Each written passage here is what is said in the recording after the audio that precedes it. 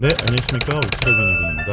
오늘 리뷰할 차량은 첫인상 리뷰라고 하기에는 좀 애매하긴 하죠. 제가 이 차량 갖다가 많이 찍었기 때문에 BMW i5 M60 차량입니다. 근데 지금 현재 보시면 아시겠지만 기존에 있었던 그 카멜 색상의 인테리어가 아니라 블랙 인테리어에 완전히 올 블랙.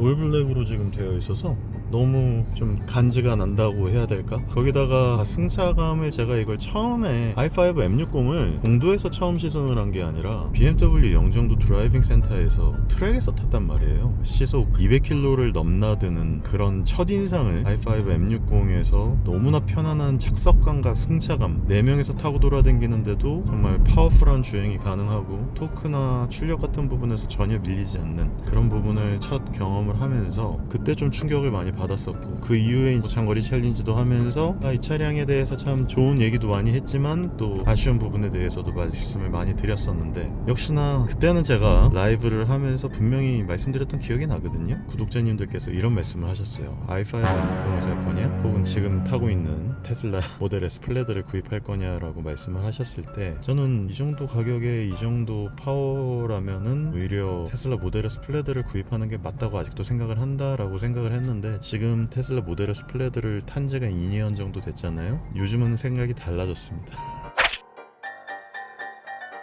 지금 생각해보면은 BMW i5 M60을 구입했어야 맞았다 라는 생각이 들어요. 그게 왜 그러냐면은 포텐셜을 저는 보통 보잖아요. 테슬라의 OTA라든지 주행 보조장치라든지, 물론 테슬라 모델 S 플레드를 타면서 이제 OTA 업데이트가 되면서 여러가지 장단점적인 부분도 제가 인지를 분명히 하고 있었고, 포텐셜에서 만족감을 줬던 경우도 많았죠. 예를 들어서 자동 주차라든지 주행 보조장치, 오토파일럿이 좀 더 업그레이드가 된 그런 부분 들을 직접적으로 확인도 하고, 대신에 이제 i5 M60 같은 경우에는 실질적으로 지금 타고 있는 하드웨어 자체만으로 차량을 폐차할 때까지 이 상태 그대로 갖고 가야 된다라고 하는 그런 아쉬운 부분들, 하드웨어적인 부분은 진짜 잘 만들었지만 분명히 아쉬운 부분들이 또 분명히 있을 거다라고 생각을 했는데, 이게 웬걸 오늘 타자마자 i5 M60을 제가 거의 2년 만에 탔던 것 같아요. 거의 2년까지는 안 되고 한 1년 반 만에 탄 것 같은데, 타자마자 딱 느낀 게 i5 M60을 샀었어야 되나. 왜냐면 제가 아직도 생각이 나요. i5 M60과 벤츠의 EQE를 비교 시승을 하면서, 물론 급은 다르지만 정말 비교가 안 된다. 승차감적인 부분과 고급감이나 인테리어, 익스테리어에 생긴 거는 호불호의 영역이니까 당연히 그건 다른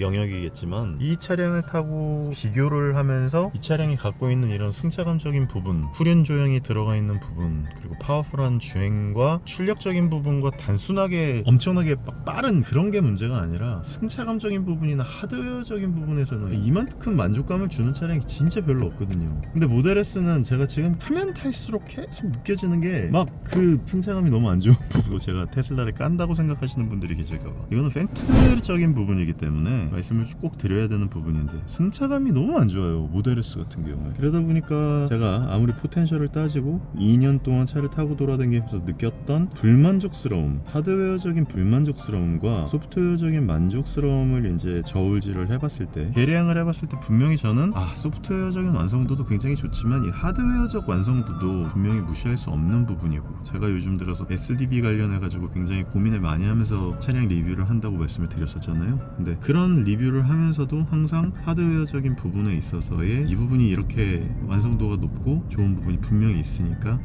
2년 동안 타고 돌아다니면서의 만족감은 오히려 i5 M60이 모델 S 플레드보다 훨씬 더 만족감이 좋았을 것 같다 라는 예측이죠. 물론 지금 제가 이렇게 말씀을 드렸지만 또 i5 M60을 타고 돌아다니면은 분명히 모델 S 플레드 살걸 이라고 말씀드렸을지도 몰라요. 이게 사람이 너무나 간사하고 또 내가 갖고 있지 않은 부분에 대한 결핍감이 항상 아쉬움으로 남기 때문에 그런 식으로 제가 말씀을 드렸을 수도 있고, 제가 어떤 차량을 구입하든지 그 차량이 갖고 있지 못한 부분에 대한 아쉬움을 토로하는 리뷰를 했을 수도 있겠지만, 그래서 제가 굉장히 부족한 그냥 인간일 뿐이지만,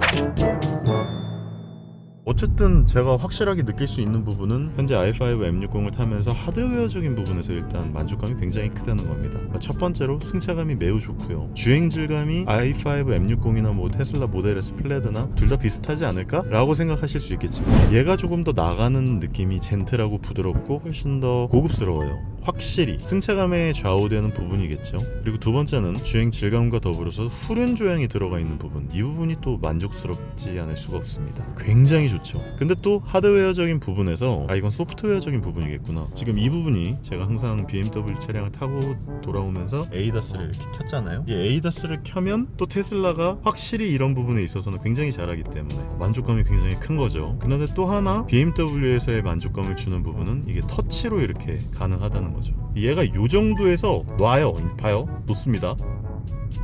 네, 놔버리죠. 그러니까 이런 부분이 BMW와 테슬라의 ADAS적인 부분에서의 소프트웨어적인 완성도가 분명히 차이가 나는 건데, 근데 보통 저런 부분은 완전 자율주행이 되고 뭐 FSD가 되고 굳이 내가 저걸 갖다가 손을 놓고 달릴 이유는 없다. 그렇기 때문에 저 부분에 대해서는 제가 뭐 굳이 아쉬움을 토로하지는 않아요. 그래서 직진으로 쭉 가는 고속도로에서의 쭉 가는 부분에서는 사실 오히려 BMW가 더 편할 수도 있습니다. 왜냐하면 얘는 터치 감응형 스티어링 휠이 적용이 되어 있기 때문에 이런 방식으로, 혹은 굉장히 많은 분들이 싫어하시겠지만 이렇게 허벅지 신공을 통해서 계속 돌아다닐 수 있다라고 하는 부분.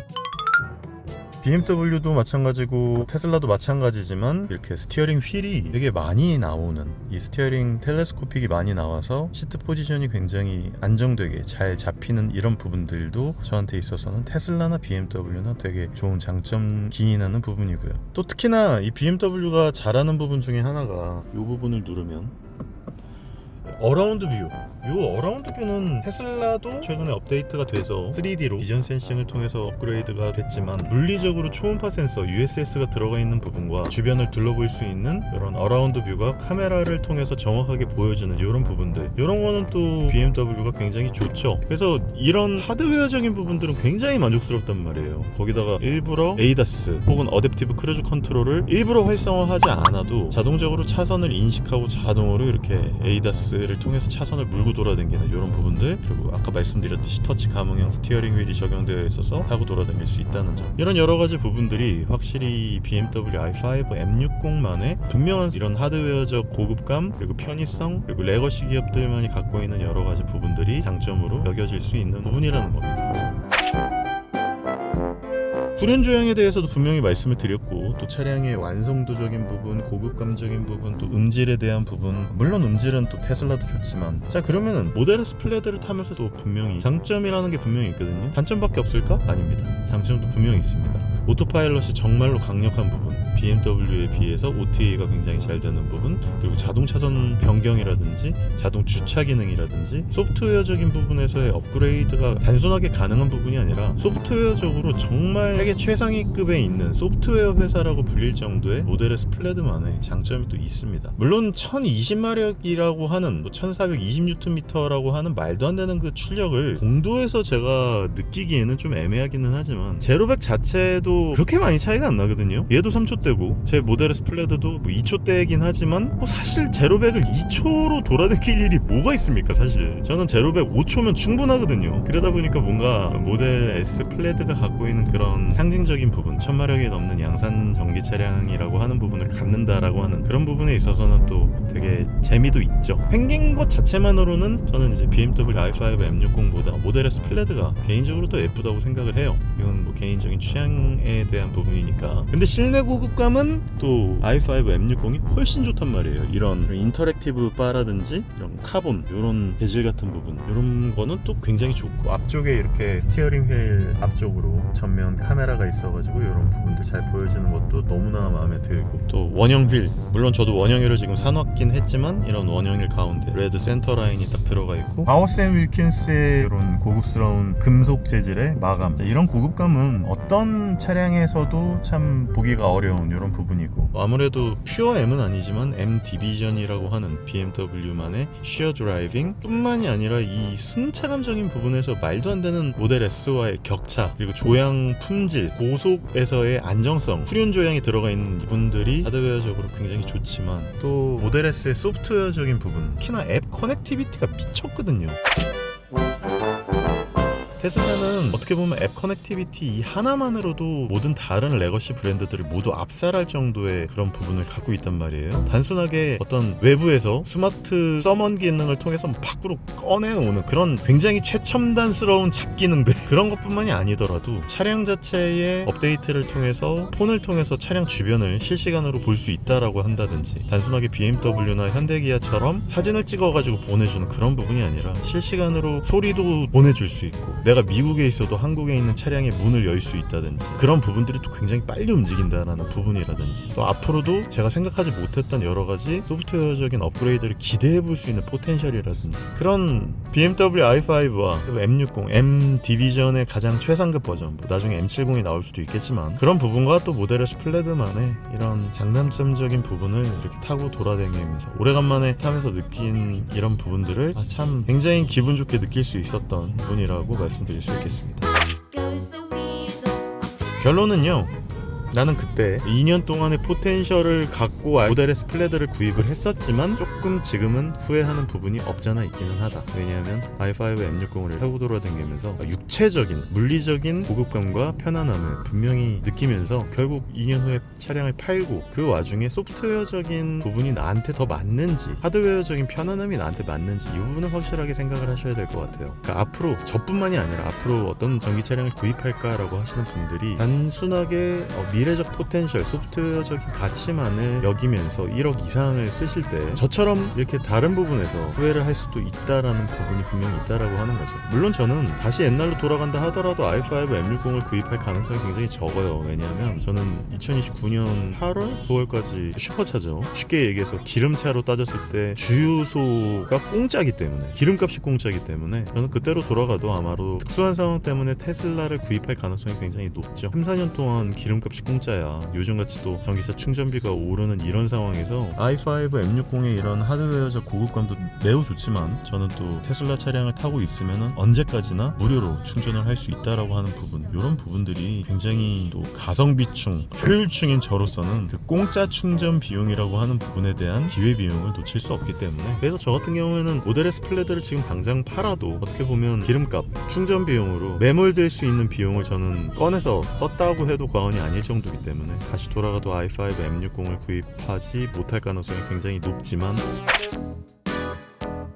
현재 지금 타고 돌아다니면서 느끼는 부분은 확실히 하드웨어적인 부분과 고급감적인 부분, 그리고 분명히 차량을 또 타고 돌아다니면서 느끼는 편안한 부분이나 고급스러운 부분에 대해서 i5 M60이 주는 만족감에 대해서는 단순하게 그렇게 소프트웨어적인 부분과 가치 판단을 이렇게 교환할 수 있는, 저울질하고 계량할 수 없는 그런 장점이 분명히 있는 차량이다 라는 부분을 간만에 i5 M60을 타면서 또 느끼게 되는 부분이기 때문에 이런 부분을 또 공유를 드립니다. 이런 분들이 굉장히 많았어요. 구독자분들 중에서도 테슬라 모델 S를 사야 될까요?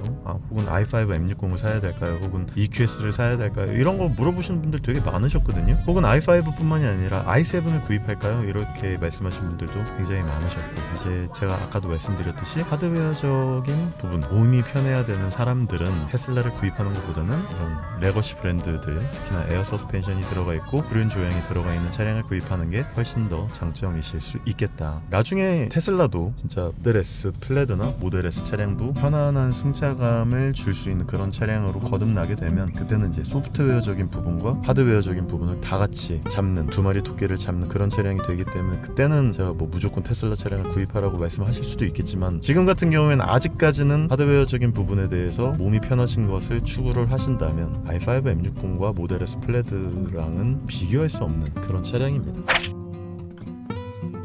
그렇기 때문에 개인적으로는 i5 M60 차량도 굉장히 좋은 차량이다라는 말씀을 드리면서, 간만에 첫인상 리뷰는 아니고 이제 M60을 간만에 타면서 느끼는 여러 가지 감정과 육체적 편안함, 그리고 실내 고급감적인 부분에 대해서 한번 말씀을 드려보았습니다. 그러면 또 2년 동안 모델 S 플레드를 타면서 느낀 부분을 공유를 드리는 게 여러분들의 차량 구입에 혹은 선택에 도움이 조금이라도 되셨으면 하는 바람으로 이렇게 영상을 만들어 보았습니다. 다음번에 또 좋은 영상으로 찾아올 수 있도록 하겠습니다. 감사합니다. 울트라 비니군이었습니다. i5 M60 역시 최고야. 진짜 좋아요.